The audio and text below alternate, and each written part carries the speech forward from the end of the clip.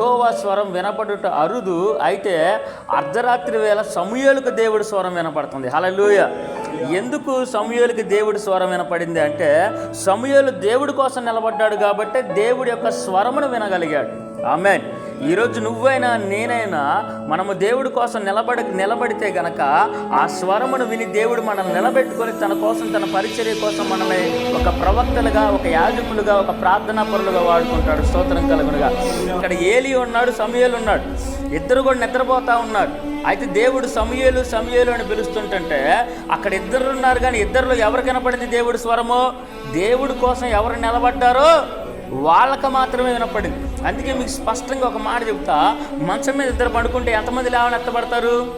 ఒక్కళ్ళే. ఈరోజు నువ్వు భార్య, భర్తగా, పిల్లలుగా, తల్లిదండ్రులుగా మీరు ఎంతమంది అయినా ఉండండి, ఎవరైతే దేవుడి కోసం నిలబడతారో వాళ్ళని దేవుడు రాకడలో ఎత్తుతాడు. స్తోత్రం కలుగునుగా.